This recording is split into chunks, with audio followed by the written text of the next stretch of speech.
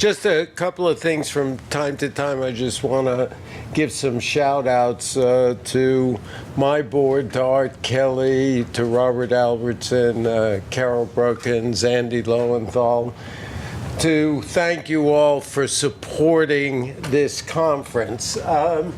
It's fun to organize an event like this, particularly when you have friends who both love art and love economics. So, and for that reason, it's particularly exciting for me to introduce a friend and colleague, Randy Kroszner. Randy has a storied career, is a professor here of economics at Booth. I think he's moving around. He's been on the President's Council of Economic Advisors, and he's a distinguished academic. He's been a fellow at the law school in law and economics. So he bridges the gap perfectly between a practitioner and an academic, one who has worked at the government and the Council of Economic Advisors, one who has been a past governor of the Federal Reserve, and as I said, a friend and a fellow art lover. Please join me in welcoming Randy.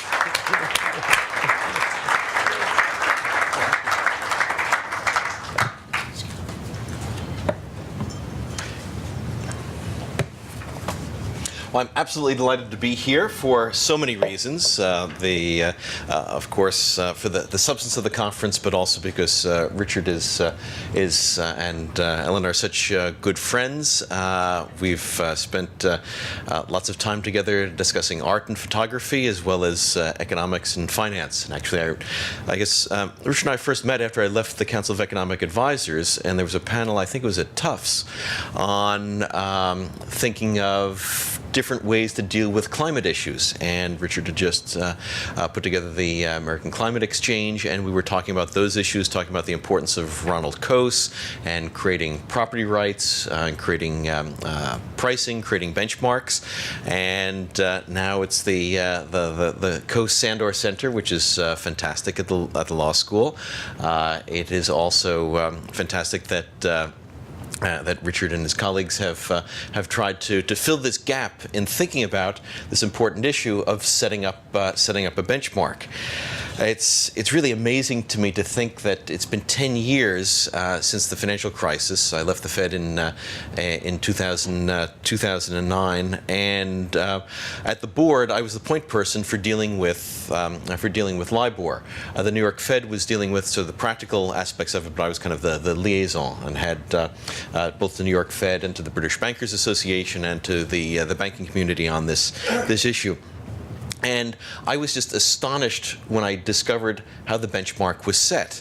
It just seemed that this was a wonderful thing from the 19th century. People with powdered wigs and frock coats, turning to each other and, well, sir, if you were to lend for 3 months in pounds sterling today, what would you charge? Not what are you charging, but what would you charge? What would a gentleman charge here? And that's what the whole system was set up on, was what would a gentleman charge? And that was quite astonishing to me because, of course, trillions of dollars of contracts had been set up on this.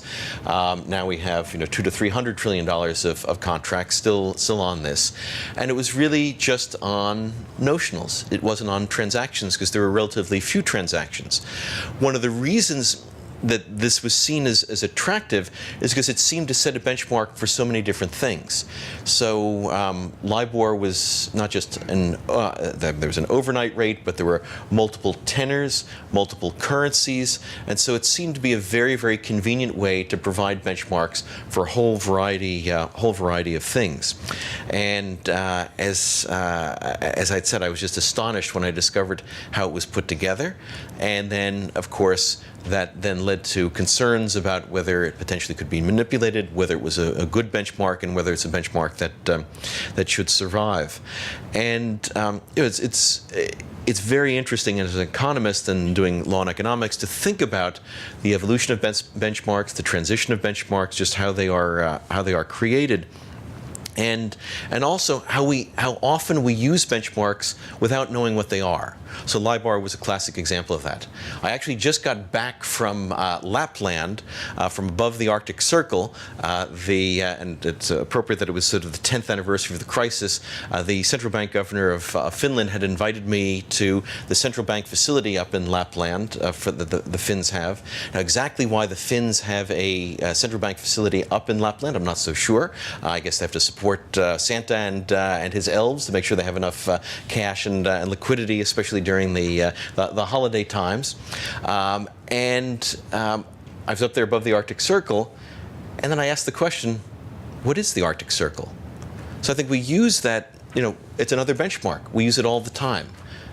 I just recently discovered what it is because I posed the question. But we asked a number of people who were up there who didn't know, and then we looked it up. Does anyone know what defines the Arctic Circle? Where it's daylight 24 hours a day. The man wins. Ding, ding, ding, ding, ding. We have a winner. Yes, so it's the lowest point away from the northernmost part of the globe, where there's 24 hours of darkness. So of just where the sun just comes to the horizon, it's dark for 24 hours, and obviously would then also at the winter solstice. So there's a very specific definition that's there. But you certainly knew this, and my guess is that there are a few people in the markets who knew how LIBOR was put together. But my hunch is the vast majority of you have talked about the Arctic Circle, knew roughly what I was talking about, and saying, I'm up in Lapland where Santa Claus and the reindeer are, but didn't know exactly what it was and didn't know how it was defined. Also, what's interesting is because the Earth tilts gradually over time, the exact definition of how many degrees latitude changes gradually over time. So that's another interesting thing about benchmarks. They need to evolve with circumstances. And so the definition is not the number of degrees latitude, which some people would use as the benchmark. That slightly changes over time by something like 50 feet a year. As you can see, I've looked into this stuff when I was up when I was up there. But I think it's also useful for just thinking about the role of benchmarks, how we often use benchmarks that we sort of understand but don't really know their origin, and also how they have to change with circumstances. And obviously, circumstances are different today than 10 years ago.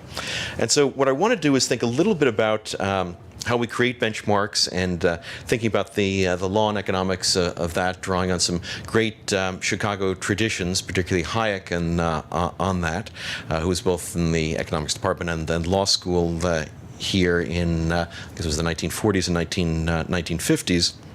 Thinking about the economic role and purpose of benchmarks, and then thinking about some of the downsides, the potential for manipulation, how you can have enforcement, and then perhaps a little bit at the end about the transitions, and then I want to leave a lot of time for questions, because there are a lot of you here in the audience who are both policymakers and practitioners, I think would have a lot of interesting ideas to contribute on that.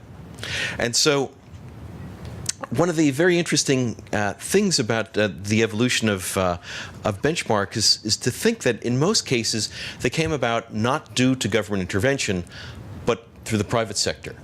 So Hayek referred to these as invisible hand mechanisms. So this is a reference to Adam Smith, where many things come about not through conscious design, but through interaction of market participants. And so if we look back into the history of benchmarks in many of the financial markets, that's exactly how they came about.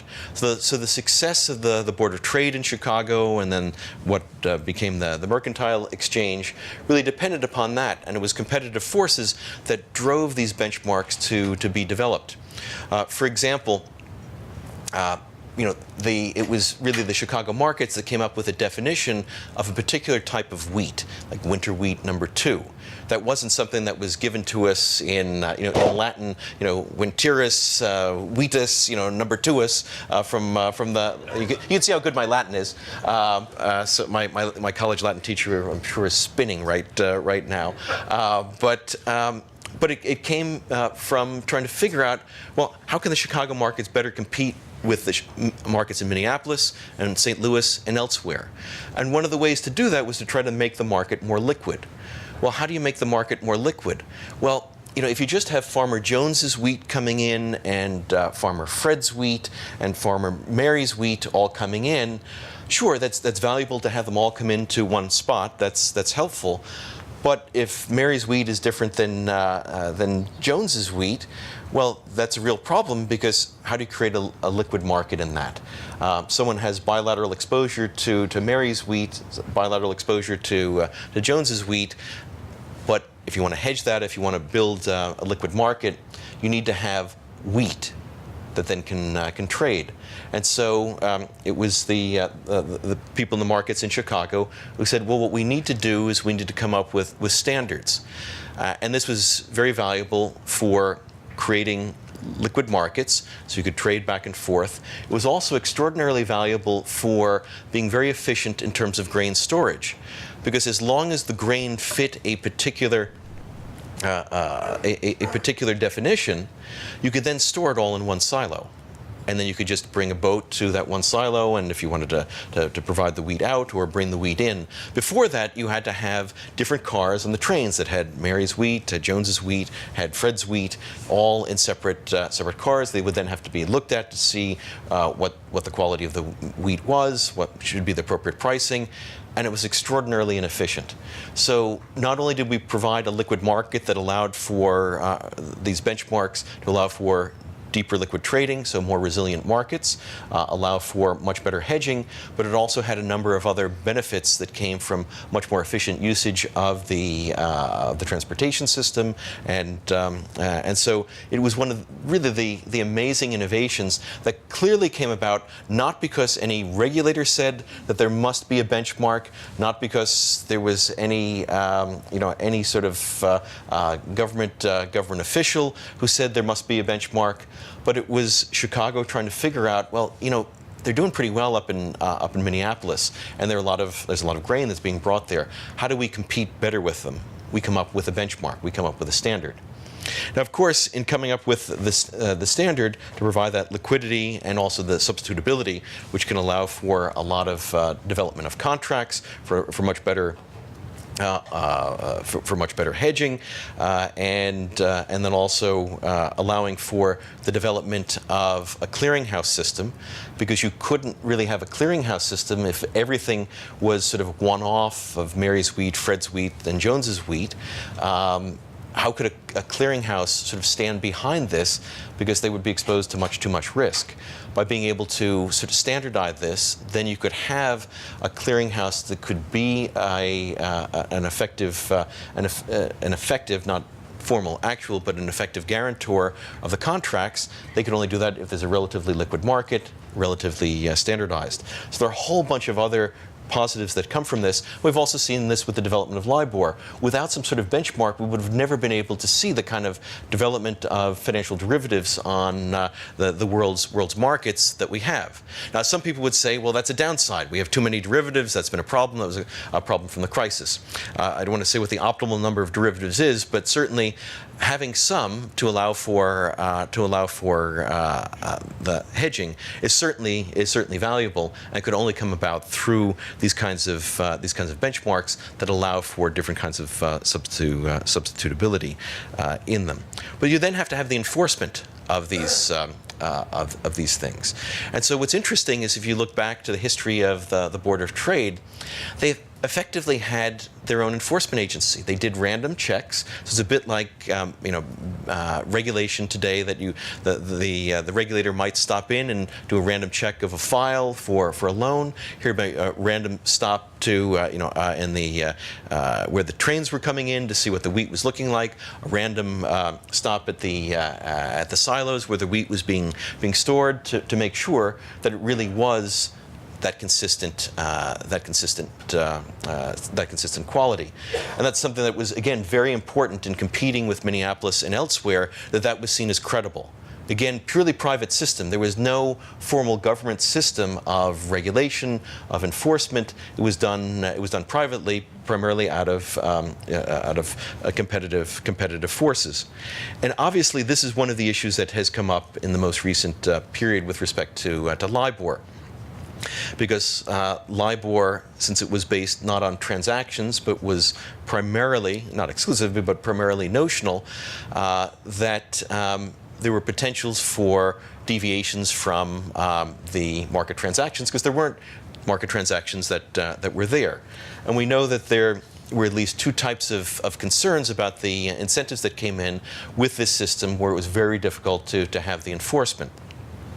One type was, of course, if you were in these derivatives markets, everything's being priced off of this. If there are a small number of players who are setting the benchmark pricing, there are no underlying transactions to be able to benchmark against this. A few players might be able to move this benchmark a little bit, and given the size of these markets, that potentially could be quite lucrative.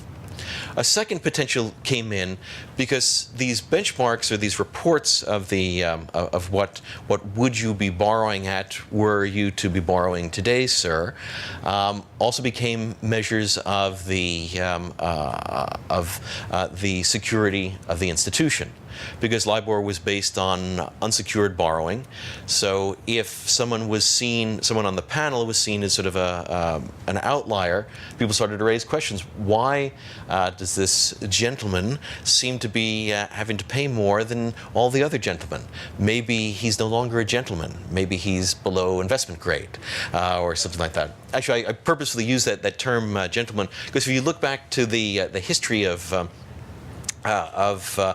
using credit ratings, which is also a similar kind of benchmark that came up. John Moody came up with the idea of having these gradings of securities. What they had before were sort of long discussions of the good and the bad about each individual firm.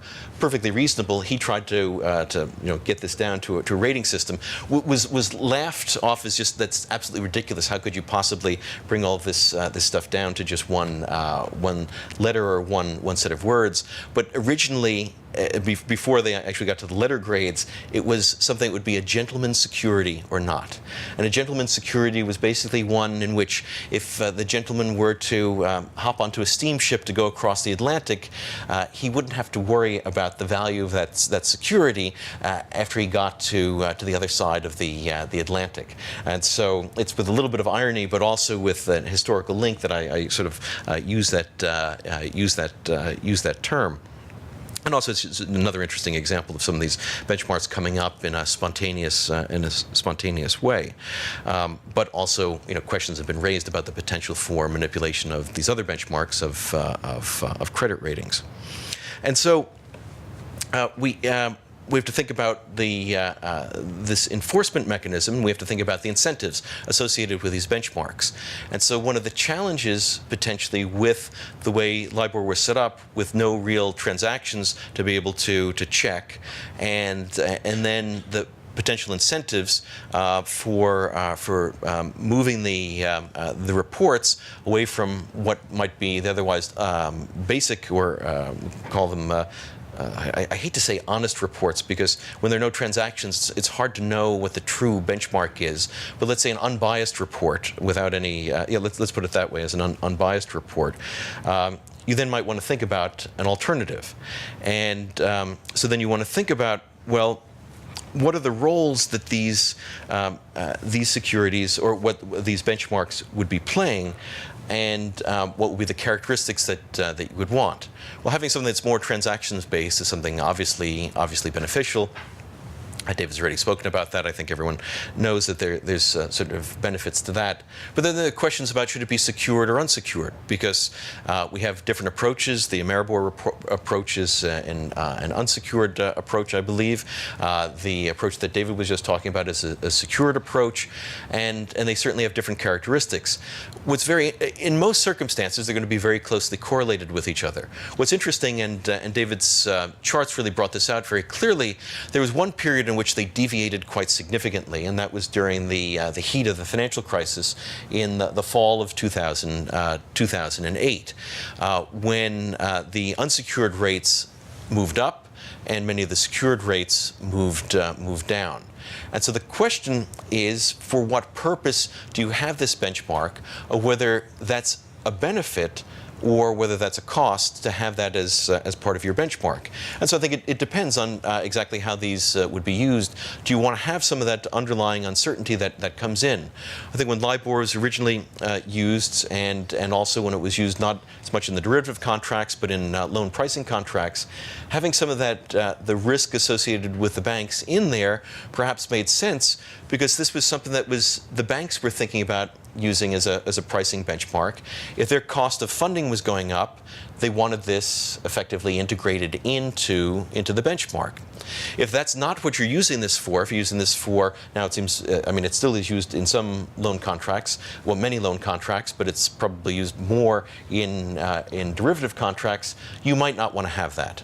And so it really depends on your particular purpose. And so it's possible that for different purposes, we might have different benchmarks going forward.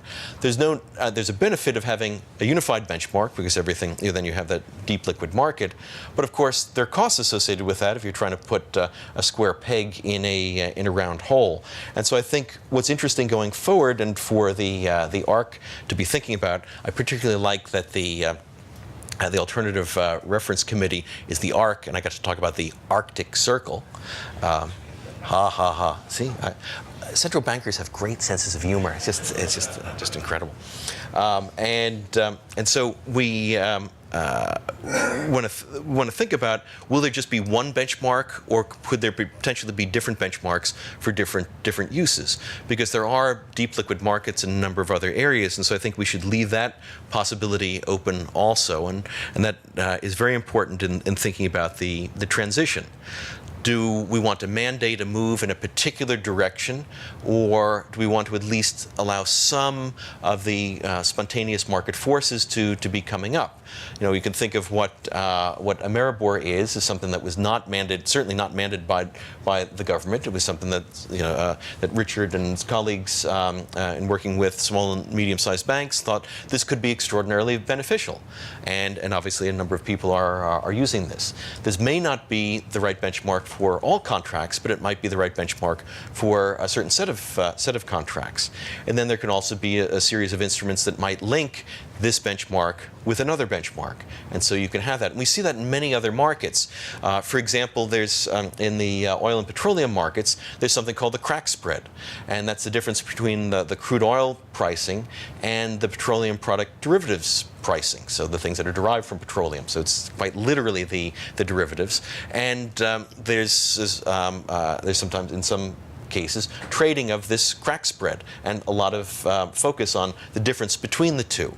And so you might want to have a different benchmark for refined products than for the crude oil. That's perfectly reasonable. That doesn't destroy the market. They can be beneficial to have both, and then you might want to sort of build instruments around the differences between the two. So I think in thinking about the transition, we want to be very clear, and I think the ARC has been clear on this. They're suggesting this, they're publishing this, they're not forcing people to use this. And but this is going to become very interesting if and when LIBOR no longer exists. It's very clear that a number of banks no longer want to report in this. It's really strong-arming from Andrew Bailey and from I shouldn't say strong-arming, that's a rather strong term, suggestions from regulators like Andrew Bailey and from the Fed and others to continue to participate, because obviously there's a lot of value in that. But at some point, this may no longer exist, and thinking about the protocols that ISDA, SIFMA, and others may have for thinking about the transition, I think it's very important to allow for flexibility for that, not to mandate one particular outcome, because we're going to have to see how this works. We're going to have to see how it operates over time, and what purposes it is best for. So I just wanted to give those as a few kind of introductory remarks for thinking about some of these transition issues that, we see how difficult it is to make the transition.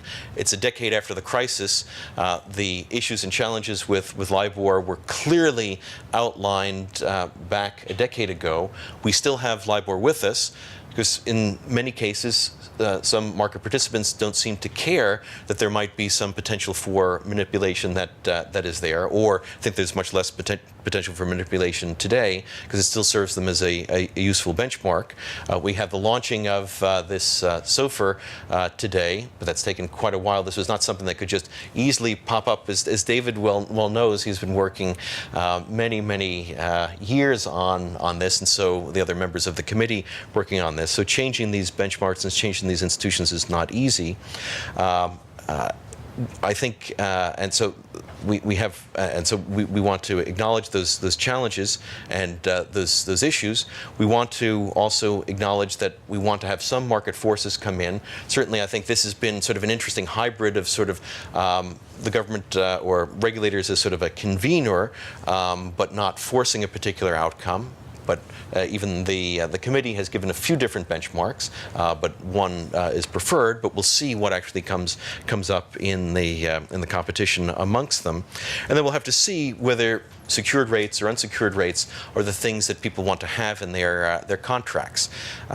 There's an enormous benefit to having things that are based on transactions, but it may be that if you want the secured rates, you may have to be satisfied with fewer transactions being used, and that's a trade-off that people might make.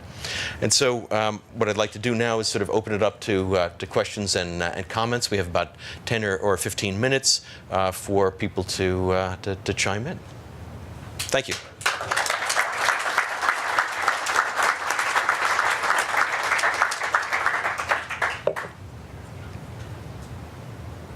Yes, Eric. Actually, it'd be great because I know a few of you, but many of you I don't know. So if you can introduce yourself, that would be terrific. I mean, I know Eric Kroszner. Yes. So you gently mocked the Libor people, the gentleman asking the gentleman what they would be charged for a loan, but. And you suggested, although I'm not sure how strongly you feel about this, that a market-based benchmark would be superior. But my sense is that the problem with the market-based benchmarks is that they're going to be very narrow, since they're going to be based on some sector of the financial system where there's a lot of trading, and that the virtue of the Libor approach was that they would supply a benchmark where there's less trade. Now, of course, they would be relying on their discretion to some extent and their judgment, but as long as they were unbiased, as you say, that could be better, because it provides benchmarks in areas where people don't have them. So, do you agree with that, or do you think that you just want to stay away from these sorts of discretionary mechanisms for choosing benchmarks? Well, as I said, even though there have been a lot of issues raised about LIBOR, a lot of people have continued to use LIBOR. You can think that there may be a great deal of difficulty for getting out of existing contracts or long-term contracts, but many new contracts have been put into LIBOR, even though the people now have a much better understanding of how it's put together and the potential for biases that could come into it. And so I think you're exactly right. In some areas where there isn't a lot of trading, it can be helpful to have some kind of benchmark. The trade-off tends to be that when there's less trading, there's potentially greater opportunity for biases to come in, because you don't have the market prices that are there. But I would very much agree with what you were saying. I was sort of kind of mocking the way that the system had been run, because I think people didn't realize it had run that way. But for some of the tenors, for some of the lengths, and for some of the currencies, there really was very little trading, and if someone wanted to trade in that, using something like this could be very beneficial. So I think broadly, if you want to use transactions, because that helps to reduce the potential for bias. But if there's an area where it's very valuable to have a benchmark, but there aren't that many transactions, you may be willing to make a bit of a trade-off, and we'll kind of see how the markets develop. As I said, LIBOR has basically stayed with us. A lot of people have made proposals for alternatives, and even though it may have potential for biases in it, people are still using it.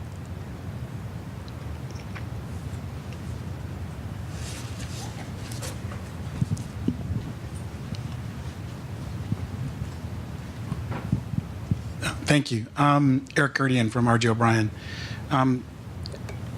I've experienced issues regarding things like the unintended consequences of regulation may have on certain things, specifically in the secured financing structure here, where we invest using counterparties that may be bank-owned under highly regulated environments. The rate structure for a repo is significantly different than a non-bank broker-dealer counterparty. For sure. How is that?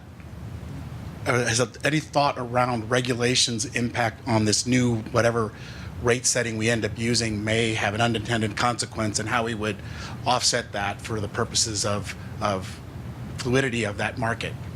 Well, you could see that, as I said, benchmarks have to evolve, just like the latitude for where the Arctic Circle is evolves because circumstances are changing. The Earth's tilt is slightly moving each year, and so there could be changes in market circumstances that would very much change the character of this market. I mean, we saw this during the financial crisis. There were deep liquid markets in mortgage-backed securities that suddenly dried up. So before that, it would have been perfectly reasonable for people to say, well, we can build indices off of some of these types of securities. It's a deep liquid market. This is getting back to the trade-off point that Eric was making.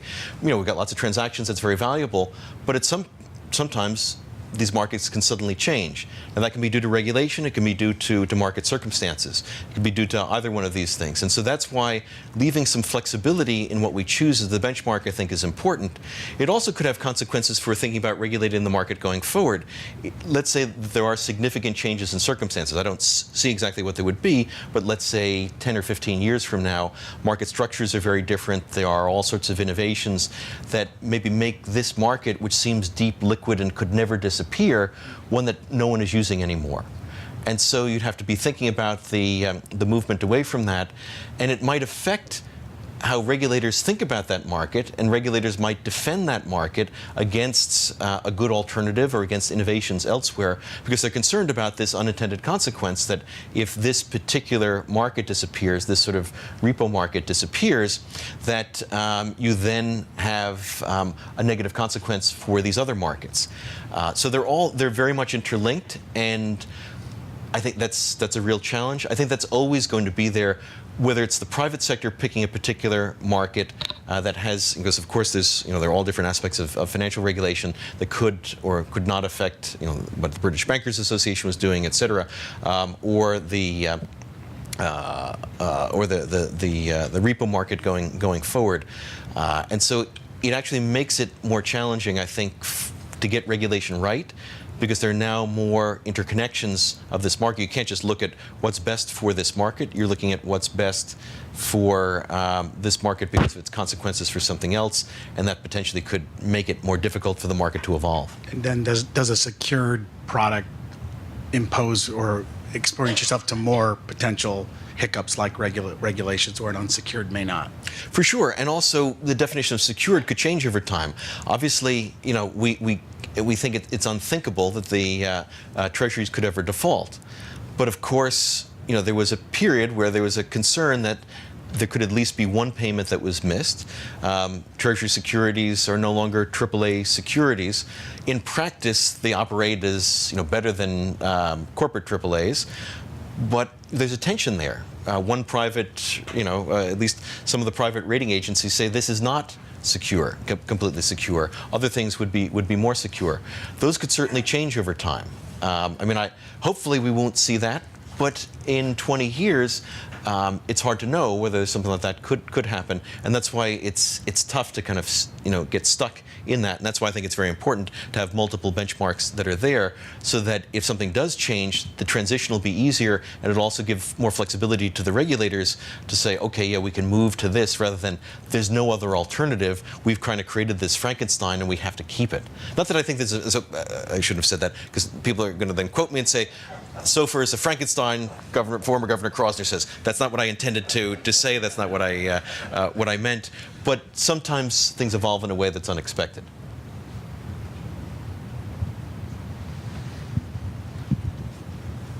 No other questions, Randy?